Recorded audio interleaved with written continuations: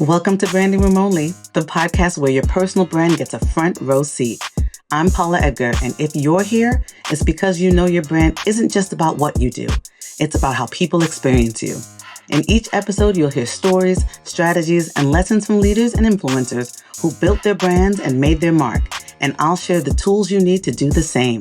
Let's go. Hi, everybody, and welcome back to the Branding Room. It is Paula Edgar, your host, and this is the final episode in the Confidence Factor series. So over the past few episodes, we have talked about what confidence actually is, how it's built, where it can leak, how the people around you influence it, and why visibility matters. And today I want to talk about something that I think is just as important as building confidence. It is sustaining it. Because here's what I've seen. A lot of people can access confidence temporarily. They feel confident after a win. They feel confident when they're in a familiar environment. They feel confident when things are going well. But then something shifts. Maybe it's a new role, a new team, a new challenge, a new room. And suddenly that confidence can feel a little less stable. So then the question becomes, how do you make confidence something you can rely on? Not just something that comes and goes. And, when I do presentations, people ask about confidence all the time. The answer for me, and I hope for you, it's not motivation. It is structure. Confidence that lasts, it's structured. It is supported by systems. The first system is self-awareness. You need to know that you are good at what you are good at. Not vaguely, not generally, specifically. What problems do you solve well? What are they coming to you for? What do people consistently come to you for? What do you do that makes people say, we need to have that person in the room? Clarity about who you are, how you add value, stabilizes your confidence. The second system is reinforcement, and I'm going to talk about this until I'm blue in the face. Here's where I want to get very practical. You need what I call, and I have called, and you've heard me in the podcast before, talk about your wins folder. It is a place, digital, physical, however you want to organize it, where you are documenting your receipts, your wins, the moments where you delivered, where you solved something difficult, where you got through something challenging, where you received strong feedback.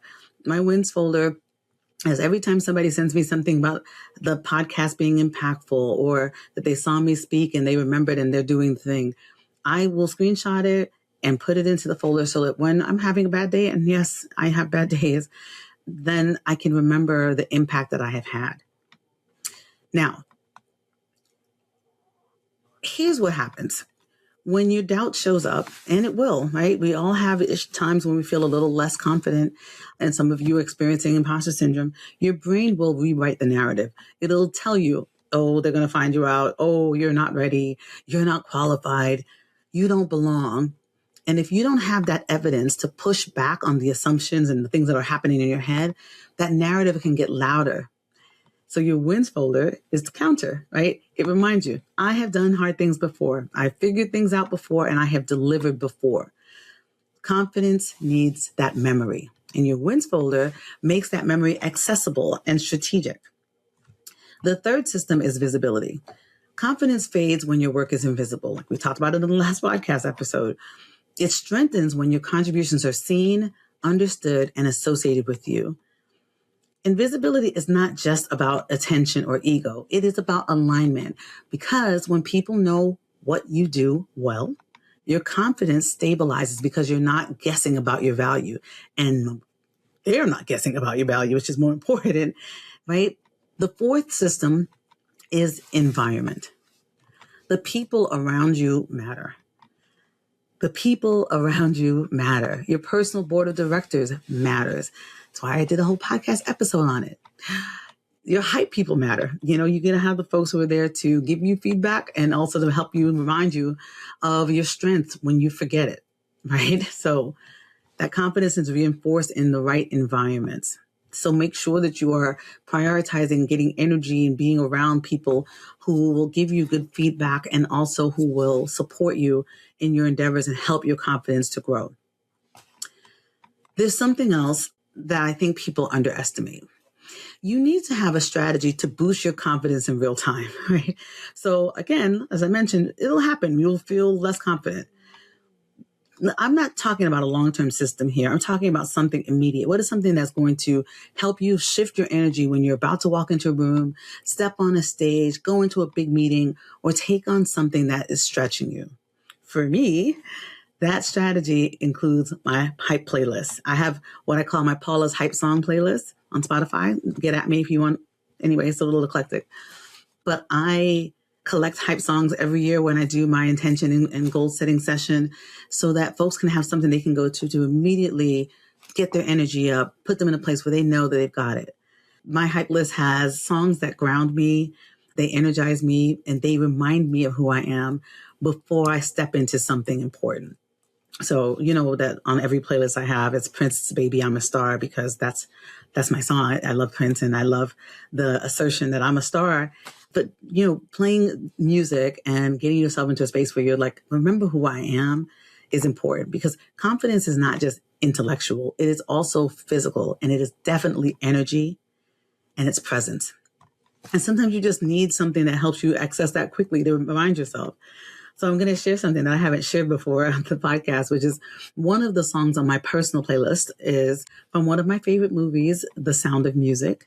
And it is Fraulein Maria, a.k.a. Julie Andrews. She's singing I Have Confidence. And part of the lyrics are, I'm going to badly sing, I have confidence in sunshine. I have confidence in rain. I have confidence that spring will come again. And then this last line, besides which you see, I have confidence in me. Listen to that last line. Besides which you see, I have confidence in me. That is the work. Not pretending everything is perfect, not pretending you know everything, but reminding yourself, I have gotten through things before. I have figured things out before, and I can do this, whatever the thing is, too.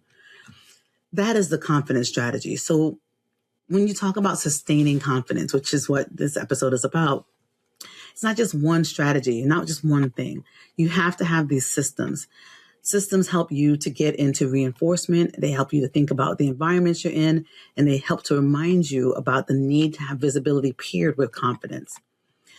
We also, like I just mentioned with the song, what are the things that you need to bring you back to center, to remind you of what you've done and what you're about to do? So let's connect and bring all this back to my favorite subject, personal branding. Your personal brand is the structure that holds your confidence in place.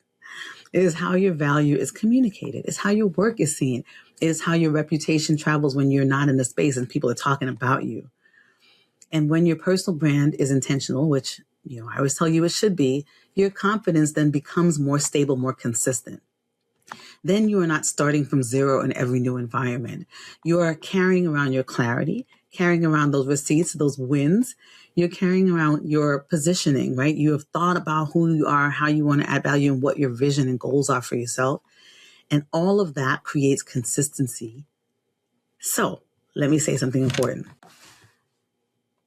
I am confident, yes, but I've had long experiences and had a chance to do and fail at a lot of things. So confidence is not always about feeling certain.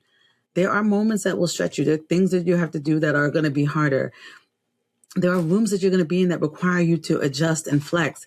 And there are all the time, if you're doing things right with growth mindset, there should still be experiences that feel new to you, or people that you interact with that makes the things feel more high stake or different. But what changes over time is the trust. It's the trust that you have in yourself, in your ability to prepare, in your ability to navigate. Trust in your ability to recover if something doesn't go the way you planned, which happens a lot. So confidence should not be equated with perfection. It's not. It's more trust. You're confident because you can trust in your output. So if you take nothing else from this series, take this. Confidence is not something that you're waiting for. It is something that you continually build. It's something that you protect, and it is something that you reinforce over and over and over again. And it's something that you sustain through intentional action. So I leave you all with these reflection questions. Do you have a wins folder? Do you have a way to reinforce your receipts? Do you have a strategy to boost your confidence in real time? What's your hype song? Do you have the right people around you? Who are your hype people? And are you visible in the ways that matter consistently? Because confidence is not a one-time achievement or action. It's an ongoing practice. So get yourself in the mirror and tell yourself, I got this, I've had this, and I'm going to have this. And sing Little Julie Andrews. This has been the Confidence Factor series. I hope it helps you to access your confidence greater and more consistently and with strategy. Until then, next time, y'all, stand by your brand. Confidently stand by your brand. And I'll see you next time in the branding room. Bye. That's it for this episode. I appreciate you hanging out with me on Branding Room Only. Now, please do me a quick favor. Head over to ratethispodcast.com/branding so more people can join this conversation. And make sure to stop by paulaedgar.com/events to see what's next. Whether I'm live, online, or in person, I'd love to see you there. See you next time in the branding room. And until then, stand tall, shine bright, and always stand by your brand.